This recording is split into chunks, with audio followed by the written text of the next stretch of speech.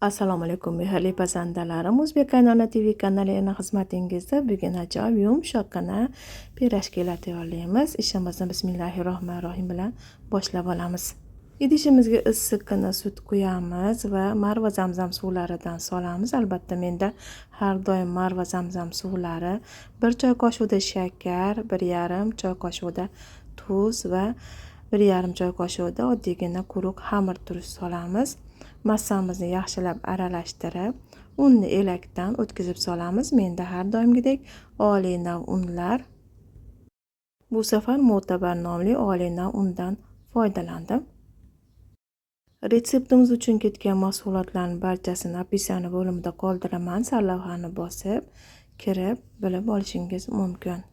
Mahsulotlarimizni barchasini yaxshilab aralashtirib, avvaliga xuddi shu qoshiq yoki boshqa mana shunday lopata yordamida yaxshilab kirishtirib olamiz. Keyin esa qo'limiz yordamida xamir tayyorlaymiz. Xamirimiz juda ham yumshoqqina bo'lishi kerak. Agar qattiq xamir bo'lsa, pirojkilarimiz umuman o'xshamasdan qoladi. Xamir uchun ketgan mahsulotlar bir-biriga kirishib olgandan so'ng mana shunday yog'lab olamiz. Ozgina-ozginadan qo'limizga yog'ini quyib, xamirimizni tayyorlab olamiz. Taxminan yarim piyolada yog' ketadi.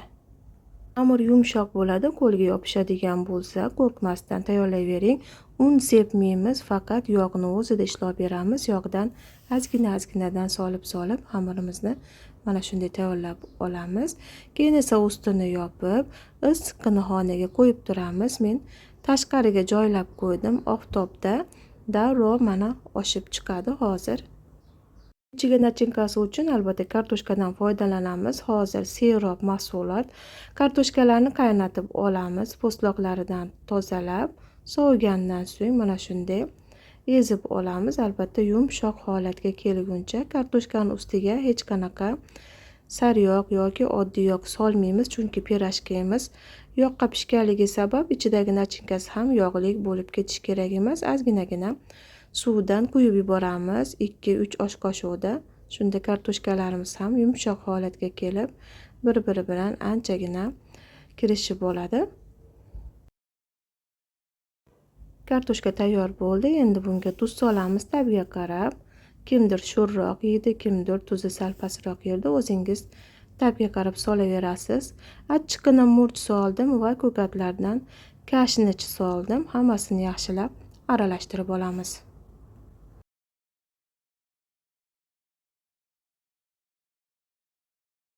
Kartoshkani mana qo'limizga mo'ljallab olganimizda suyuq holatda bo'lishi kerak emas, mana shunday o'rnashib turishi kerak. 25 daqiqada xamirimiz baland bo'lib mana ko'tarilib chiqdi. Xamirni idishdan bo'shatamiz, stolimizga olamiz. Endi bundan buyog'iga faqat yog' bilan ishlov beramiz xamirimizga. Albatta hozir barchani uyida salat yog'i, ya'ni semichka yog'i deyiladi. Mana shu dog'langan pista yog'idan ishlatamiz. Xamirimizni o'zingiz xohlagan uslubda katta-kichigini taqsimlab kesib olishingiz mumkin. Men yong'oqdan salgina kattaroq qilib qirqib oldim. Stolni bir chetini yog'lab olaman va tayyorlab olgan pirojkilarimizni birin-ketinlikda hozir joylayman. Xuddi shunaqa yumshoqqina bo'ladi. Bo'laklarga bo'lingan xamirlarimizni chetlarini mana shunday salgina bosib, yuqa qilib olamiz. O'rtasiga kartoshkali nachinkamizni solamiz va chetidan xuddi shunaqa qilib bir-biri bilan bog'lab qo'yamiz. Yumaloq holatga keltirib olamiz. Xamirni o'rtasini salgina qalinroq holatda qoldiramiz, chunki nachinka solinganda tashqariga chiqib ketishi mumkin. Mana shu holatda mana tayyorlaymiz. Chetlarini albatta yuqa qilib qo'limiz yordamida cho'zib olishimiz kerak.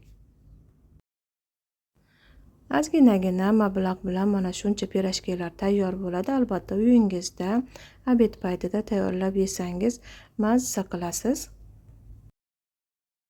Hammasini ichiga nachinkani solib mana yumalatib oldim. Endi 10-15 daqiqaga mana shu holatda qoldirib, xona haroratida tindirib olaman. Xamirlar shunda yoyilishga juda ham oson bo'ladi. 2 dona 2 donadan olib hozir qo'lim yordamida yoyaman. Hech qanaqa juva yoki o'g'loni keragi yo'q ushbu pirojkilar uchun. Mana qo'limizda kaftimiz bilan shunday bosib qo'ysak bo'ladi. Chetlarini sal ingichkaroq qilib. O'rtasidagi kartoshkalar tashqariga chiqib ketish kerak emas.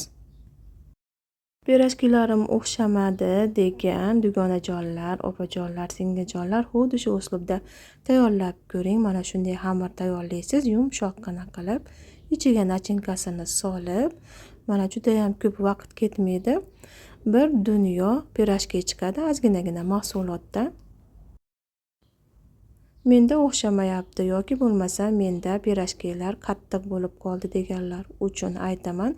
Albatta xamirni mana shunday yog'ilab, yaxshilab ishlov berasiz va yumshoqqina qilib tayyorlaysiz. Drojani ham yaxshigina solasiz, shunda ko'tarilib zo'r bo'lib chiqadi. Qizib turgan yog'ga solib pishirib olamiz. Baland qilib yuboramiz, qozon tagini o'rta olovda pishiramiz. Agar olov juda ham past bo'lsa ham pirojkilaringiz qattiq bo'lib qolishi mumkin, singib ketadi. O'rta olovda davro pishadi. Mana shunday yog'ini ustiga quyib turamiz, shunda bir xil bo'lib pishadi. Mana shu cho'p yordamida mana tekshirib oldim ichlari qanaqa pishganini. Agar ichi xamir bo'lsa cho'pga yopishib qoladi. Hozir pirojkilarimiz zo'r bo'lib pishdi. Qozondan chavri yordamida sirqitib olasiz. Meni chavrim yo'qolib qoldi, qo'shnilarga chiqib ketibdi chamamda. Mana shunday kapkir yordamida yog'larini sirqitib oldim. Pirojkilarimiz tayyor bo'ldi. Mana ko'rib turganingizdek, ustilari qarsildoq, ichlari esa yumshoqqina. Pishmasdan qolgan joyi yo'q, ko'rib turibsiz. Kartoshkalari ham mana ko'pgina bo'lib tushgan ichiga. Pirojkilarimiz sizga yoqqan bo'lsa, izohlar orqali fikrlaringizni qoldiring. Barchaga rahmat. Ko'rishguncha Allohga omonat bo'ling.